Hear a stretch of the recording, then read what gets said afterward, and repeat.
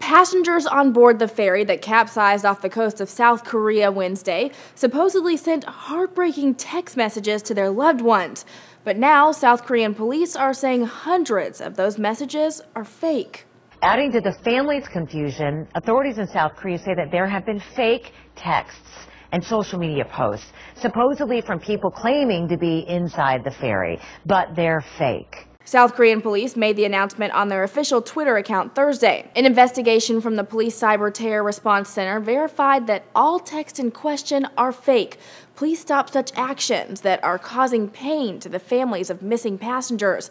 The malicious distributors of these texts will be strictly dealt with. Several of the country's news outlets released the messages in question Wednesday, shortly after the ship and 425 people on board began sinking. USA Today reports this text, cited by Fox News and others, was among them. Even Newsy included it in a previous report. "Dad, don't worry. I've got a life vest on and we're huddled together."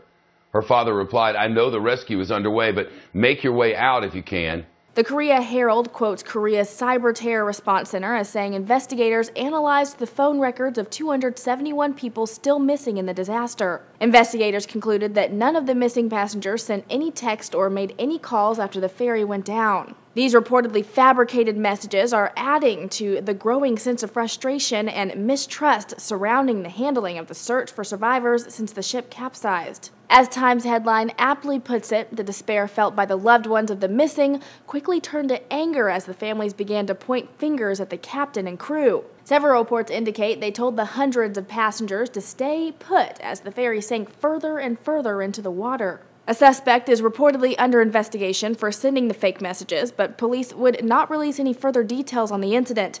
They did say those responsible for the hoax will face criminal charges. For Newsy, I'm Jasmine Bailey.